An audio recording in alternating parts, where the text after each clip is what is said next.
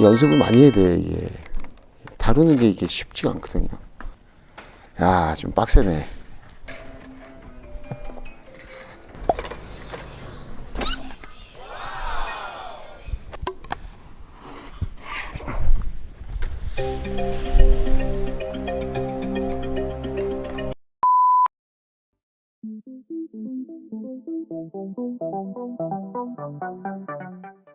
그래서 서형을 할 때는 사선 있는 부분을 굽게 되면은 얘가 삐뚤어져요. 오그라들어요, 오징어처럼. 이 부분으로 굴곡을 몰아서 서형을 하는 겁니다. 항상 저는 그 630도예요. 항상.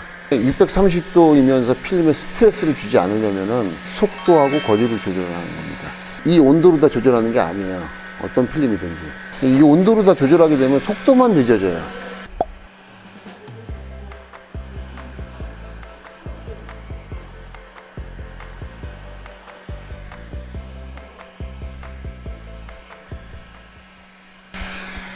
이 포커스는 아까 그 피코 엣지를 칠 때 주름이 하나가 생겼잖아요. 그 하나가 생기면 그 안으로 먼지가 유입될 가능성이 있기 때문에 유리 가루가 들어가요. 그래서 특히나 이면이 손을 안 대고도 평평하게 살짝만 더 오므려 준다는 느낌으로 잡아주면 돼요. 여기가 편안해야 돼요. 그래야지 엣지 칠 때 품질이 잘 나옵니다. 1열보다 2열이 사실은 더 난해한 거죠.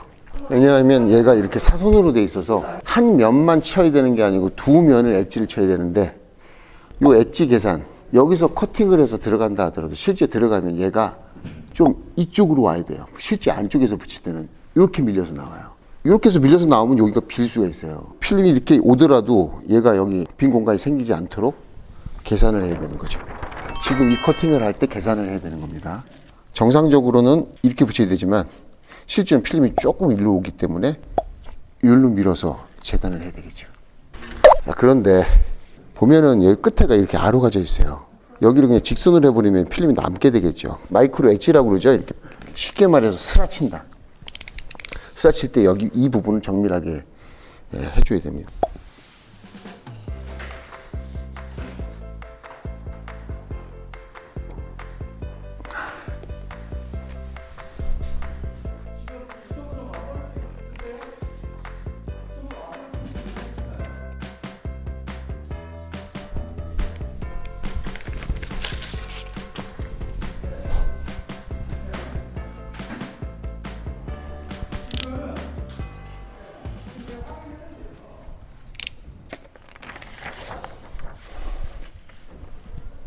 이렇게 아로진 거는 대구선 아로를 칠 수가 없어요. 커팅할 수 있는 공간이 안 나와서. 그래서 이렇게 대고, 보세요. 대고 잘라줄 겁니다. 자, 이 아로진 부분에 칼을 여기서 댈 거기 때문에 여기까지 비스듬하게 잘라줘야 돼요. 여기서부터 칼을 댈 거예요. 그러니까 비스듬하게 얘가 조금 더 커팅이 돼야지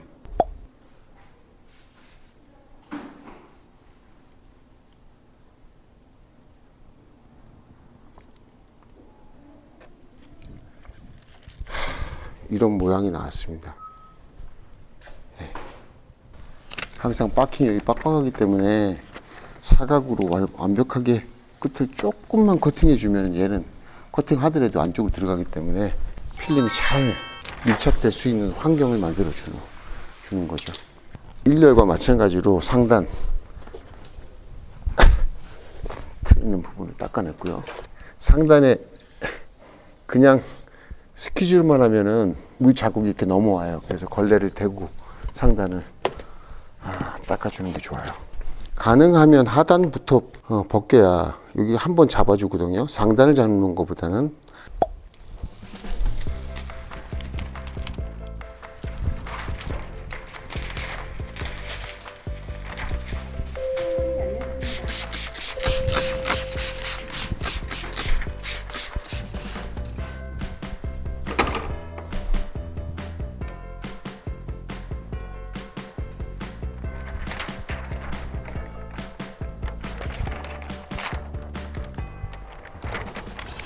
터널을 지금 다시 한번 크게 잡아갖고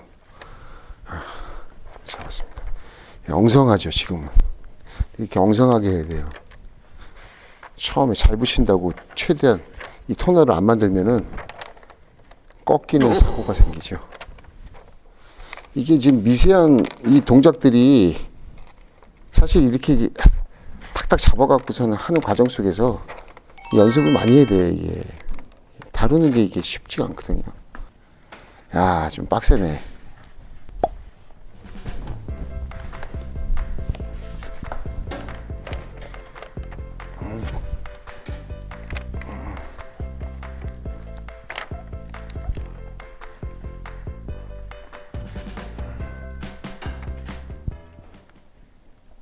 여기도 마찬가지로 제 상단이 문제예요.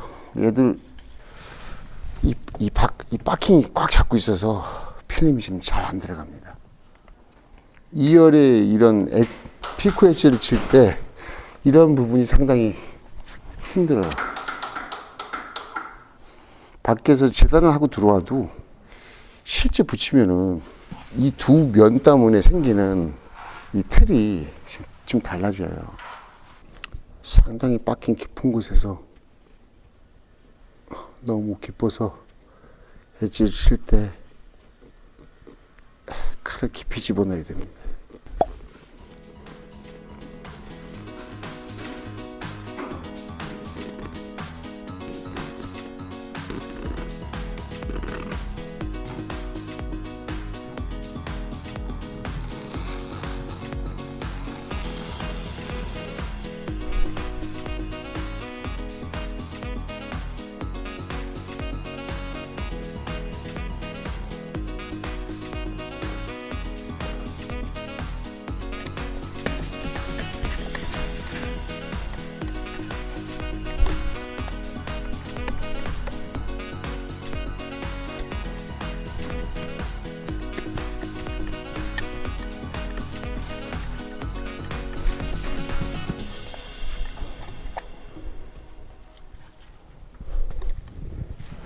자, 엣지를 깨끗하게 마무리했고요. 밖에 나서 점검을 했더니 밖에도 깨끗하게 유리 가루가 떨어지지 않고 또 유리 가루가 이제 들어갈 틈이 없었죠. 그 아트칼을 댈 때 적절한 각도로 주면은 그 아트칼에 힘이 안 들어가야 돼요. 힘이 들어가지 말아줘야 유리 가루가 들 떨어지겠죠. 그 유리 면치 부분을 이렇게 한번 긁어보면 하얀 먼지가 일어납니다. 그게 유리 가루입니다. 아주 힘을 적게 주고도 엣지를 잘 칠 수 있어야 됩니다. 힘을 적게 주고도. 그래야 유리 가루가 안 떨어지고 퀄리티가 잘 나옵니다. GV70 2열 유리를 처음 저는 시공했는데요. 국내 차를 많이 하시는 분들은 많이 해보셨을 겁니다. 처음 해봤는데 2열 유리의 C필라 쪽, 2열 유리의 이쪽 기둥이 필름이 심하게 꺾입니다. 이 차 같은 경우에는 프레임을 뜯지 않고 시공을 한다면 꺾임을 예측을 해야 되는데 제가 안으로 말아서 꺾임을 좀 최소화를 시킨 거고요. 꺾임은 발생을 합니다. 여기가 더 꺾임이 심하기 때문에 이쪽부터 들어서 살짝 당겨서 집어넣고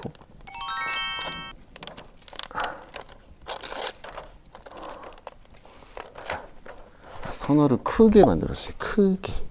반대쪽 집어넣어서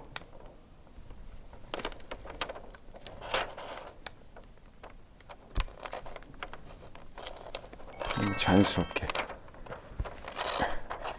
하단의 바킹은 아주 강하게 밀착되어 있지 않기 때문에 굳이 헤라를 다 제끼지 않고도 필름이 들어갑니다.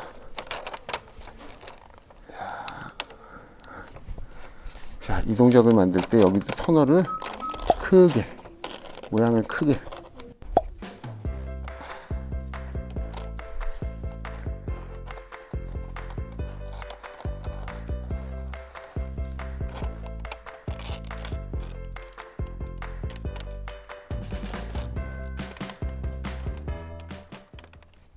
2단계부터는 제가 헤라를 사용하겠습니다. 제끼고 당기고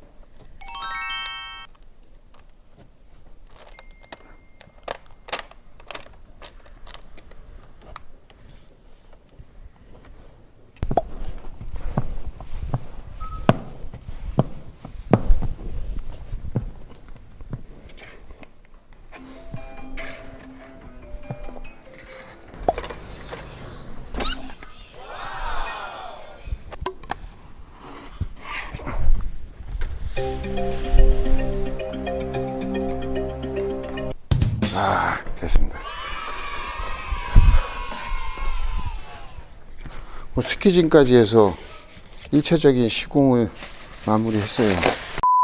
좌측에 2cm. 자, 우측에는 안 씹혔어요. 다행히. 2개 점 정도. 이건 간단하게 잡을 수가 있어요. 제가 잡는 거를 보여드릴게요. 일단은 종이를 껴서. 이제 아무리 헤라로 잡아도 습기가 물이 들어오면 안 되죠.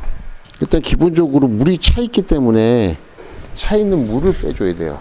그래서 또 여기도 마찬가지로 물을 빼줘요. 다음 히트건을 댈 겁니다. 이것도 마찬가지로 온도를 낮출 필요 없어요. 630도로 빨리 유리를 뜨겁게 만들어줘야 되니까. 유리의 온도가 올라가면 자연스럽게 접착력이 강해지죠. 그럼 미세하게 본드가 녹는 효과가 있죠. 그런 원리를 이용해서 얘를 잡아주되, 열을 대면은 한두 번만에 좀 잡을 수가 있어요. 열을 안 대면은 7번, 8번, 10번 하면서 헤라 기스가 생기고 2차적인 또 부작용이 생깁니다. 이미 어느 정도, 손 댔을 때 완전 뜨거운 상태까지. 얘는 살짝 씹혔기 때문에 많이 대주면 안 돼요. 살짝만 됐습니다. 쉬운 거 먼저 잡을게요.